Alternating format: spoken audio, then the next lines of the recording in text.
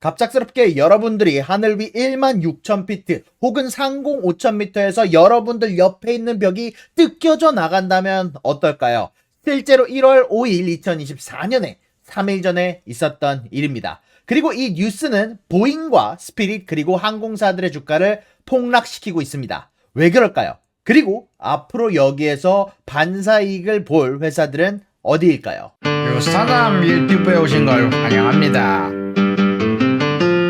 실질적으로 알래스카 항공 1282편은 오리건주 포틀랜드 국제공항에서 이륙한 후 약 5000m 상공에서 기내 압력이 급격하게 떨어지기 시작을 했습니다. 이로 인해서 창문과 벽체 일부가 뜯겨져 나가면서 동체에 큰 구멍이 생겼고 비행기는 비상 착륙을 했습니다. 원래 내부와 외부의 압력차가 생기는 게 페트병이 바다심에서 찌그러지는 것처럼 혹은 풍선이 부풀어 올라서 터지는 것처럼 굉장히 위험한 상태를 이야기를 하는데요. 영상 한번 보고 가도록 하겠습니다.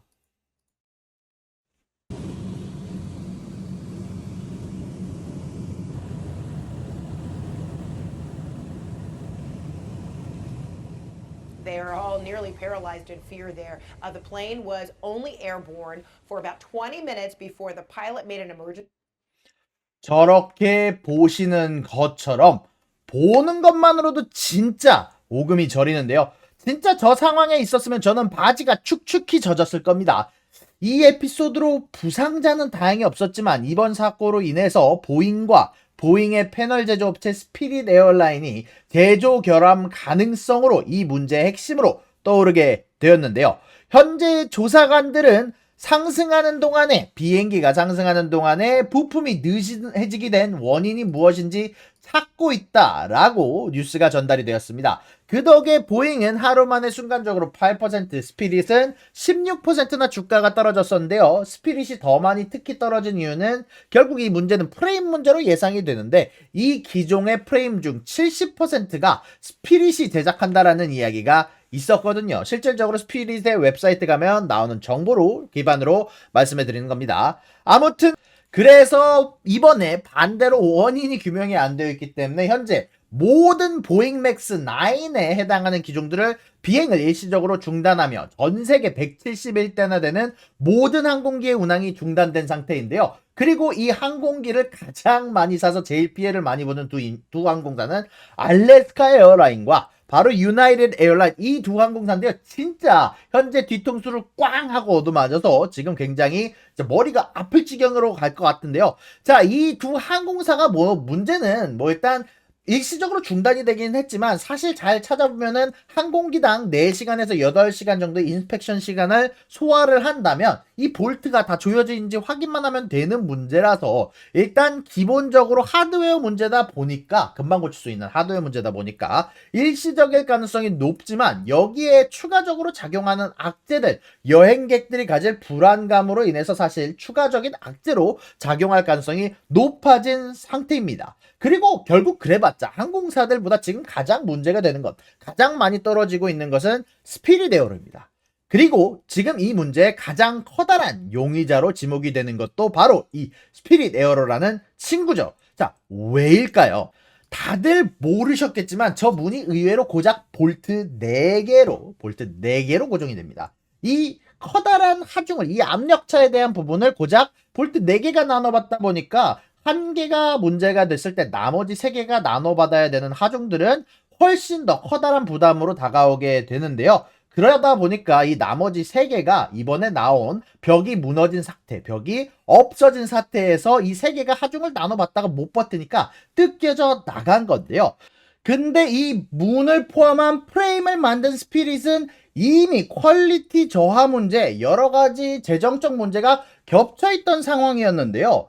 조금 이따가 더 얘기할 거지만 2019년 맥스 보잉 운항금지 조치로 인해서 그리고 코로나로 인해서 이미 이 스피릿이라는 이 제조업체는 노동 분쟁, 높은 직원 이직률, 퇴직률, 재정적 스트레스, 떨어지는 수요로 인해서 품질 저하가 그리고 재정적 문제가 이미 존재하던 상태였고 그에 따라서 CEO가 현재 운영 체제를 개편 중이었던 상태였거든요. 자, 여기서 방금 말한 2019 맥스 운항금지 사태가 뭐냐면 이야기의 시작은 두 건의 불행한 추락사고로부터 시작이 됩니다. 2018년 보잉 737 맥스를 운영하던 인도네시아의 라이온에어와 2019년 에티오피아 항공의 사고는 하필이면 같은 기종이 사고가 나가지고 추락사고만 해도 하나의 추락사고만 해도 어마어마한데 똑같은 기종이 똑같은 사고가 나서 350여 명에 해당하는 승객이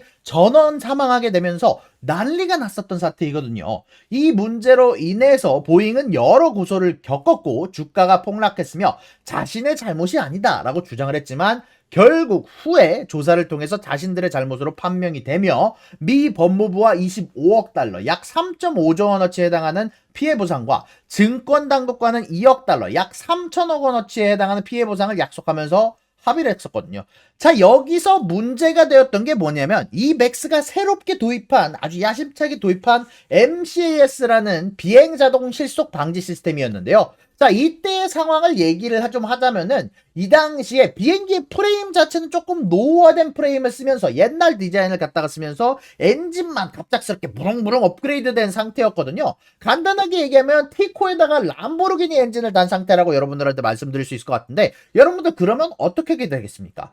티코라는 자동차가 애초에 그런 빠른 속도로 디자인이 되어 있지 않다 보니까 그 빠른 속도를 질주하게 되면 자전거가 위로 들리듯이 자동차도 위로 들리듯이 이게 바로 보잉 737 기종도 앞이 들리기 시작을 한 겁니다. 자, 이 당시 비행기도 너무 빠른 속도의 앞이 들리는데 당연히 그렇게 하면 비행에 문제가 되겠죠. 효율성에도 문제가 되고 비행기가 나는 데에도 문제가 됩니다. 그래서 이 비행기의 앞이 들리는 걸 방지하기 위해서 이 비행기의 코가 너무 올라가는 걸 방지하기 위해서 자동적으로 뒤에 꼬리를 이용해서 조정하는 시스템이었는데요. 자, 비행기가 너무 위로 향한다 싶으면은 이거를 자동적으로 낮추는 장치였는데 얘네가 센서가 고장나게 되면서 잘못된 센서 데이터를 필터링하지 않고 오작동시키면서 앞으로 전진하고 잘 가고 있던 비행기가 야, 이거 위로 향하는 거 아니야라고 인식하면서 아예 비행기를 고도를 낮추면서 각도를 낮추게 되면서 말 그대로 제대로 앞으로 가고 있는데 이걸 잘못 판단해서 바닥으로 처박게 만드는 말 그대로의 비행기의 추락 시스템이 되었던 겁니다. 자, 이 사건으로 인해서 옛날 캠리가 1등이던 시절 변속기 관련 사고로 리콜로 명성을 잃었던 것처럼 이 사태로 인해서 보잉은 전 세계적으로 737 맥스 기종의 운항이 중단이 됐고요. 수요도 잃고 명성도 잃고 주가도 다 잃었습니다. 이로 인해서 450달러이던 보잉의 주가가 80달러 밑으로 떨어지기도 했었는데요. 아무튼 이 모든 사건 사고가 결국 드디어 마무리가 되고 2023년 수요를 복구하고 2024년 새해로 넘어가며 새롭게 1월 31일에 CEO가 투자자들에게 올해 드디어 새롭게 우리는 론칭합니다. 우리는 옛날의 과거의 악영향을 잊고 우리의 문제를 딛고 새롭게 성장하는 한 해입니다. 라고 로드맵을 공개하려고 했는데 또 문제가 그 발표 이전에 생긴 거거든요. 자, 결국 이번 사태로 인해서 예상되는 것은 미국 제조업의 퀄리티 문제가 지적이 될 수도 있고 2024년 보잉의 로드맵에 문제가 생기면 생산이 지연되고 수요도 급락할 수 있을 것 같고요. 자, 그리고 누가 문제가 3번이나 생긴 비행기를 원하겠습니까? 결국 승객들, 보잉 항공사들, 제조업체 사이에서 치열한 법적 공방전이 예상이 되고 그리고 이 회사들의 주가가 커다랗게 영향을 받을 거다라고 생각이 좀 되고요. 그리고 보잉의 제조업체 관련해서 아마 스피릿을 자주 이용을 하고 있었는데 만약에 판결이나 여러 법정 다툼에 의해서 이게 바뀔 가능성도 있고요. 결국 여기에서 일어난 손해를 누가 맡아야 되는지 누가 어떤 보험사가 책임져야 되는지도 사실 추가적으로 보험사의 주가에 악영향을 줄 수 있기 때문에 여러모로 앞으로 주식시장에 여행에 대한 수요에 비행기에 대한 수요에 앞으로 여러 재정 상태에 대해서 경제에 영향을 미칠 수 있는 사건이다 라고 여러분들에게 정리를 해드릴 수 있을 것 같습니다. 자, 그렇다면 반대로 반사이익을 얻을 수 있는 데도 있을까요?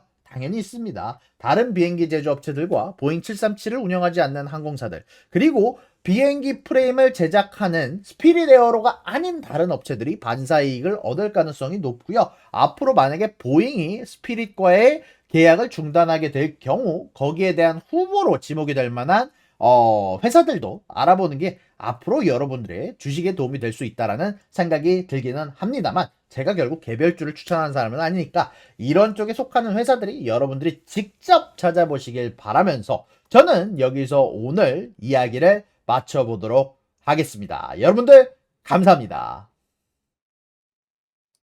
구독과 좋아요는 사랑입니다, 여러분. 유사남의 구독과 좋아요를 눌러주세요. 그리고 여기 있는 비디오도 여러분들을 위해 준비한 거니까 여러분들이 항상 살펴주시면 감사하겠습니다.